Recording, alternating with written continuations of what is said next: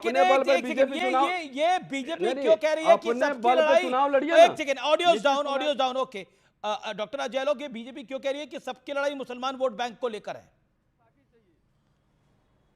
इनकी लड़ाई है, इस गठबंधन की लड़ाई मुसलमान वोट बैंक को है, और इस गठबंधन में ये इनसिक्योरिटी है कि कोई भी प्रोफेसर रतनलाल शांति, अकेले लड़ने, मुसलमान दलित पिछड़ा अकेले लड़ना पड़ जाए तो मुसलमानों का, भाईजान का 17% वोट एक तरफा रहे। इसीलिए ये लोग कसम खाते, कोई शरीयत की कसम खाता है, गला काट लेंगे लेकिन शरीयत नहीं छोड़ेंगे, ये कसम खाते हैं ओवैसी गांधी मैदान में।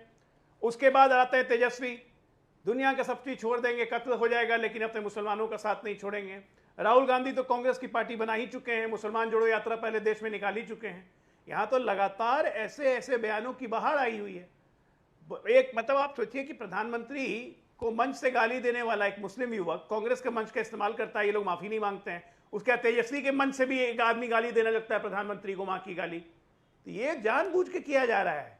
ये कहते हैं कि हम सांप्रदायिक हैं, हम कम्युनल हैं, टोटल कम्युनल फ्लेयर ये दे रहे हैं लगातार। ओके, कन्हैया बेल्लारी, आपने देखा उत्तर प्रदेश में हिमाचल प्रदेश के अध्यक्ष ने राहुल गांधी को पब्लिक में गाली दी। बीजेपी के नेता जाते हैं टीवी डिबेट में पब्लिकली गाली देते हैं, और जिसकी बात आप कर रहे हैं वो बीजेपी का ही आदमी था, उसका फोटो वायरल हुआ और उसके खिलाफ एक्शन हुआ ना, किसी ने डिफेंड थोड़ी किया।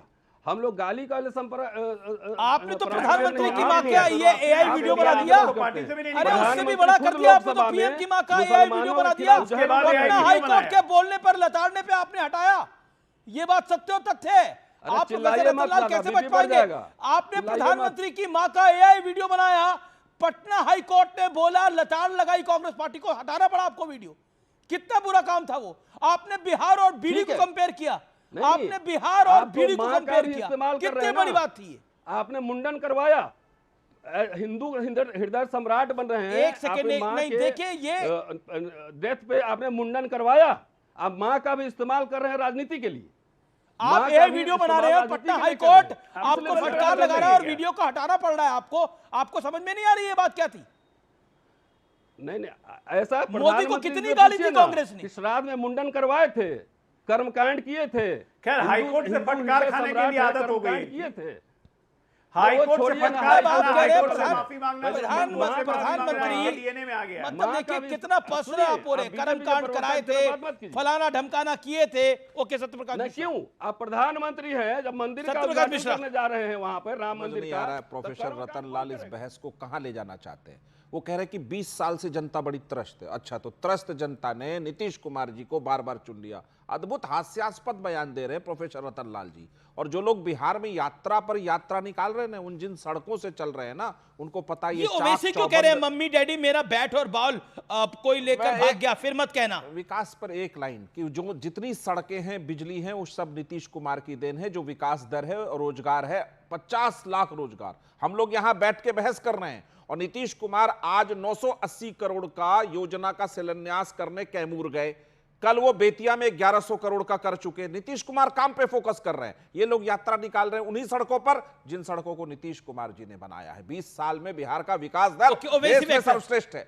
देखिए, ओवैसी साहब के पास एक झुंझुना है, वो झुंझुना पकड़ाना चाहता है राहुल जी को। राहुल जी कहते हैं मैं नहीं लूंगा, फिर वो ले जाते हैं तेजस्वी जी के पास, तू पकड़ेगा? नहीं, मैं नहीं लूंगा। हैं दोनों एक ही ओवैसी कह रहे हैं मगर याद रखो चुनाव के बाद तुम ये मत कहना मम्मी डैडी मेरा बैट और बॉल लेकर कोई भाग गया। देखिए, ओवैसी जी को लोकसभा चुनाव में जो किशनगंज सीमांचल मानते हैं, वहां वो तीसरे पायदान पे खड़े हो गए। तो ओवैसी जी की राजनीतिक स्थिति कुछ है नहीं।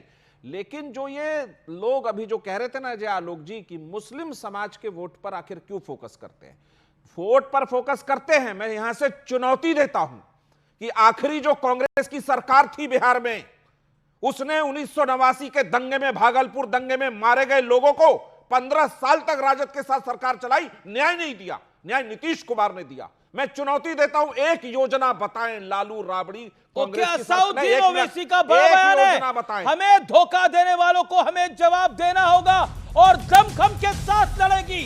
ओवैसी कह रहे हैं हमारी पार्टी इस बार और दम से लड़ेगी, महागठबंधन ने हमें बाहर रखा है। राजद कह रही है ये वोट कटवा है। एक सेकंड, असीम वकार से मैं राय लेता हूं। जी एक सेकंड, असीम वकार, पहले असीम वकार, फिर मैं आपको बताता हूं। असीम वकार, क्या मैसेज देना चाहती है आपकी पार्टी? ये मम्मी डैडी की बात कैसे आ गई? बात मम्मी डैडी की नहीं है सर, देखिए, अपने दम पर अकेले AIMIM ने ओवैसी साहब की लीडरशिप के तहत सीमांचल में 5 विधानसभाएं जीत ली थीं। हमारे खिलाफ RJD थी, हमारे खिलाफ कांग्रेस थी, हमारे खिलाफ JDU और हमारे खिलाफ BJP। फिर भी 5 विधानसभा ओवैसी साहब ने अपने दम पर अकेले जीत कर यह दिखा दिया कि जनता हमारे साथ है। जब हम जीत गए तो तेजस्वी रोने लगे कि साहब ये इनकी वजह से हार गए हैं, ये BJP की मदद कर रहे थे, इन्हीं ने अगर चुनाव न लड़ाया होता तो हम जीत जाते। तो हमारे पास ताकत थी, हम जीत गए। तो अगली बार जब आप बार बार रोइएगा कि साहब आप हमको हरा देते हैं, आप हमको हरा देते, आप हमको हरा देते, तो ओवैसी साहब ने कहा ठीक है, आप जनता से कह रहे हैं कि हमारी वजह से आप हार गए, हम आपके साथ आना चाहते हैं, हाथ मिलाना चाहते हैं। आइए हम दोनों हाथ मिलाते हैं, गले मिलते हैं। हम आपको चुनाव हराना नहीं चाहते हैं। अब आप क्यों हारना चाहते हैं हमसे? हम तो खुद ही कह रहे हैं हम आपको नहीं हराना चाहते हैं, और आप जनता से कह रहे हैं ये हमको हरा रहे हैं। तो जनता आपकी बात भी सुन रही है, जनता हमारी बात भी सुन रही है। हम कमजोर भी नहीं है, हमने अपने बल पर 5 विधानसभाएं जीत ली।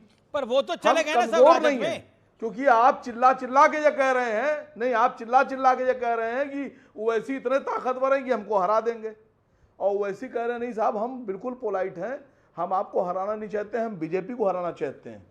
तो आप खाली इतना बता दिए तेजस्वी जी और राहुल जी कि जब हम आपसे कह रहे हैं कि हम BJP को हराना चाहते हैं, हम आपको हराना नहीं चाहते, आइए हम दोनों गले लगते हैं, तो आप हारना क्यों चाहते हैं ये बताइए BJP से। कहीं ऐसा तो नहीं है कि अब्बा का केस बचाने के लिए आप हार रहे हैं और आप जानबूझ के ऐसा कर रहे हैं कि आप हार जाएं, जनता को लगे कि साहब BJP ने आपको हराया, लेकिन हो ये कि आप दरअसल कांग्रेस और तेजस्वी में जो फूट चल रही है इस वक्त, या जिस तरह से आप ओवैसी साहब को नकार रहे हैं, आम आदमी पार्टी भी वोट कटवा है, आप भी वोट कटवा है। ओके, मैं कन्हैया बिलारी की राय ले लेता हूं। कन्हैया बिलारी, नहीं पूरा देश वोट कटवा है। सुनिए सर, पूरा देश वोट कटवा है तेजस्वी जी के लिए, खाली ईश्वर ने इनको ही अकल दे के भेजा है, यही अकलमंद है। ओके, और मुझे लग रहा है कि या तो ये BJP से मिले हुए हैं और ये वाकई में बेवकूफ हैं। ओके, कन्हैया बिलारी, क्या तेजस्वी यादव अपने पिता का केस बचाने के लिए BJP के साथ मिल गए हैं, जो ओवैसी साहब की पार्टी का आरोप है? नहीं, देखिए, तेजस्वी यादव या कांग्रेस के लोग ऐसा समझते हैं कि बोलते भी रहते हैं कि ओवैसी साहब जो हैं वो BJP के एजेंट हैं। अब हैं कि नहीं एजेंट वो जाने। पर RJD कह रही है कि वो वोट कटवा है, हम साथ रखें। अब उनको ऐसा लगता है इन लोगों को कि इनको हम रखेंगे तो चूंकि एक उनका हार्ड लाइनर की तरह छवि है, और उससे एक मैसेज आएगा जो हमारे साथ फिर हिंदू और मुसलमान पोलराइजेशन करने में भाजपा को ज़्यादा मदद मिलेगी, इसलिए उनको अलग रखना चाहते हैं। लेकिन एक बात सही, मैंने एक बात मैं देख रहा हूं जो घूमने के बाद, कि ओवैसी साहब ने एक बढ़िया, बहुत अच्छी पकड़ मुसलमानों के बीच सीमांचल में बना ली है। तभी तो वो 5 हाल में भी मैं गया था सीमांचल की तरफ, लोगों से बात करने पर अकलियत समाज के हैं, उनका वोट है, उनकी पकड़ है, और इस बार भी मैंने अच्छी पकड़ है। 5 में से 4 मिला लिया तेजस्वी यादव ने, अपने पक्ष में कर लिया। इसके बाद भी वो कमजोर नहीं हुए हैं, सीमांचल में मजबूत हैं। जी, ये आपका आकलन है। मैं रतन सिंह से पूछता हूँ। रतन सिंह, ये जो ओवैसी साहब ने बात बोला है, प्रोफेसर रतन सिंह, कि हारने के बाद मम्मी डैडी को मत बोलिएगा कि मेरा बैट और बॉल चला गया है, वोट कटवा आपकी पार्टी और राजद क्यों मानती है ओवैसी को, और क्यों इनको BCT मानते हैं आप लोग? ऐसा है, मेरा नाम रतन लाल है, डॉक्टर रतन लाल आप कह सकते हैं, रतन सिंह नहीं हूँ। जी, प्रोफेसर रतन, थोड़ा सा करेक्शन। Sorry my fault. देखिए, भारत में, अमित जी, भारत में पार्लियामेंट्री डेमोक्रेसी है और 1000 से ज़्यादा पार्टी यहाँ पर है। सबको अपने अपने हिसाब से अपना एजेंडा रखना, चुनाव लड़ने की आज़ादी है। कोई ऐसा नहीं, तानाशाही नहीं है कि एक आदमी जो बोलेगा वही होगा। वो चुनाव में जाना चाहते हैं और जाएंगे, जाहिर है कि हर पार्टी अपने अपने हिसाब से पोजीशनिंग करती है। बीजेपी के लिए अब हिंदू मुसलमान उनका यूएसपी है, उसमें कहाँ फिट बैठते हैं, ठीक है, उनका डेमोक्रेटिक राइट है, जितना मर्जी पे लड़ना चाहें लड़ ले। ओवैसी की यूएसपी क्या है? ओवैसी की यूएसपी क्या है आपकी राय में? वो वोट कटवा है? किसकी? असाउद्दीन ओवैसी पार्टी जाने ना, जैसे आप चिल्ला चिल्ला के बीजेपी तो कहते हैं ना हिंदू मुसलमान कब्रिस्तान शमशान, ये कहते हैं उनकी यूएसपी है।